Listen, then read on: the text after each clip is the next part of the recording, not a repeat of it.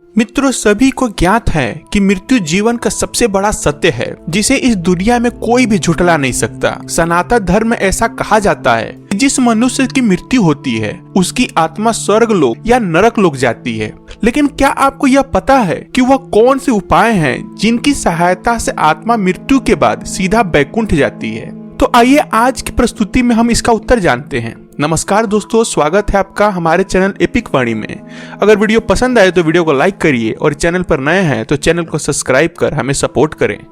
दोस्तों, बता दें कि यह मान्यता है कि मृत्यु के बाद भी एक लोक है जहां पाप और पुण्य का लेखा जोखा होता है। मृत्यु लोक पर किए गए पुण्य के बदले आत्मा को स्वर्ग या बैकुंठ प्राप्त होता है और पाप करने वाले पापियों को नरक की यातनाएं झेलनी पड़ती है। हर उच्च विचारों वाला मनुष्य इसी प्रयास में लगा रहता है कि उसके हाथों से कोई पाप न हो जाए, किंतु कभी कभी हम जाने अनजाने में गलत काम कर लेते हैं। ऐसे में वो सोचता है कि मृत्यु के बाद उसे बैकुंठ की प्राप्ति होगी या नहीं। लेकिन मित्रों, उससे पहले हम आपको बता दें कि आखिर बैकुंठ धाम है कहाँ। सनातन धर्म में बताया गया है कि कैलाश पर्वत महादेव ब्रह्मलोक में ब्रह्मदेव का वास है। उसी तरह श्री हरि यानी भगवान विष्णु का निवास स्थान बैकुंठ कहा जाता है। बैकुंठ लोक की स्थिति कई जगह बताई गई है। पहला धरती पर, दूसरा समुद्र में और तीसरा स्वर्ग के ऊपर। पृथ्वी पर बद्रीनाथ, जगन्नाथ और द्वारकापुरी को बैकुंठ धाम कहा जाता है। भारत के उत्तर में स्थित बद्रीनाथ धाम मंदिर श्री हरि का दरबार माना जाता है। वहीं दूसरे बैकुंठ की स्थिति पृथ्वी से बाहर बताई गई है। इसे संपूर्ण ब्रह्मांड से बाहर और तीनों लोक से ऊपर बताया गया है। यह धाम दिखाई देने वाली प्रकृति से 3 गुना बड़ा बताया गया है। यहाँ श्री हरि अपने 4 पटरानियां श्रीदेवी, भूदेवी, नीला और महालक्ष्मी के साथ निवास करते हैं। दोस्तों, बता दें कि इसी बैकुंठ के बारे में कहा जाता है कि मृत्यु के बाद पुण्य आत्मा यहाँ पहुँच जाती है। इसके अलावा श्री कृष्ण ने द्वारिका के अलावा एक और नगर बसाया था जिसे बैकुंठ कहा जाता था। कुछ इतिहासकारों के अनुसार अरावली के पहाड़ी श्रृंखला में यह बैकुंठ बसाया गया था, जहाँ मनुष्य नहीं सिर्फ साधक ही रहते थे। मित्रों, ऐसा माना जाता है कि बैकुंठ में आत्मा कुछ काल के लिए सुख को प्राप्त करती है, परंतु सुख भोगने के बाद उसे पुण्य मृत्यु लोक पर आना होता है। तो चलिए हम आपको बता दें कि मृत्यु के बाद कैसे और किन उपायों से हम बैकुंठ जा सकते हैं।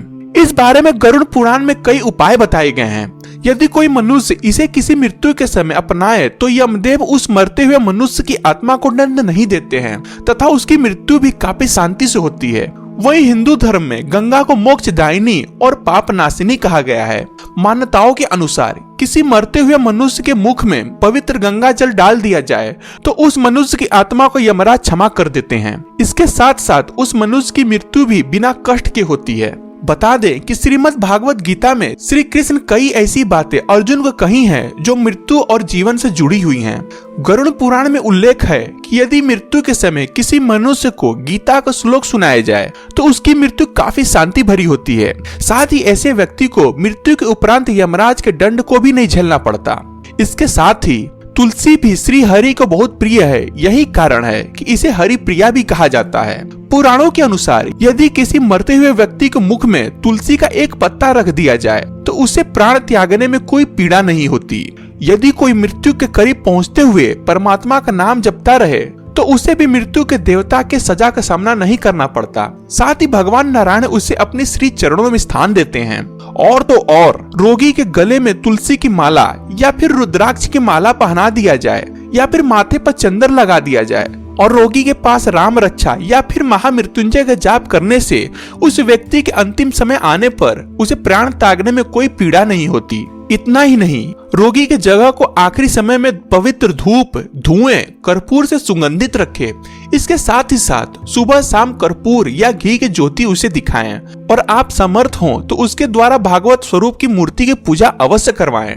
और तो और अगर मनुष्य परमात्मा का साकार रूप का प्रेमी हो तो उसे अपने ईश्वर के चित्र का सतत दर्शन करवाते रहें। अगर मनुष्य निराकार रूप का उपासक हो तो उसे आत्मा ब्रह्म के तत्व के बारे में जानकारी दे सकते हैं। तो दोस्तों, यही कुछ उपायों से हम बैकुंठ की प्राप्ति कर सकते हैं। तो दोस्तों, आशा करता हूँ आपको हमारी वीडियो पसंद आई होगी। अगर वीडियो पसंद आई हो तो वीडियो को लाइक करिए और चैनल पर नए हैं तो चैनल को सब्सक्राइब कर हमें सपोर्ट